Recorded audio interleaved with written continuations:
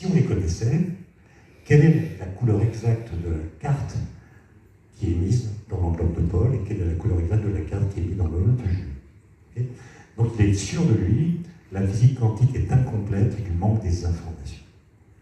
Quand l'article est publié dans la Physical Review, le titre de l'article c'est « Est-ce qu'on peut considérer la physique quantique comme complète ?» Réponse d'Einstein, non. Quand l'article est publié, il y a plusieurs grands physiciens comme Heisenberg, Pauli, qui sont très troublés par l'argument. Et ils essaient de répondre. Et puis ils apprennent que Niels Bohr lui aussi est encore plus troublé qu'eux et envisage de répondre. Donc ils laissent tomber. Et on raconte que Niels Bohr, pendant 6 semaines, va être dans une sorte d'état de transe, quasiment s'endormir, obsédé par la question posée par Einstein.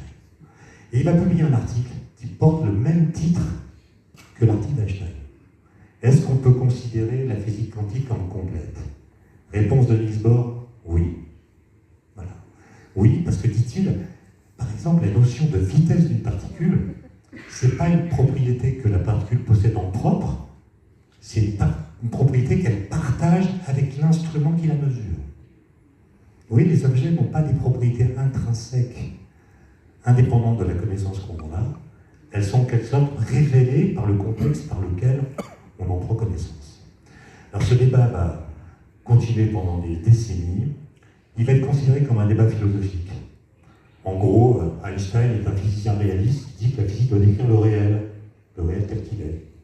Alors que Niels Bohr considère que la physique doit décrire non pas le réel tel qu'il est, mais doit permettre de calculer avec exactitude les résultats qu'on peut obtenir lorsqu'on fait telle ou telle expérience.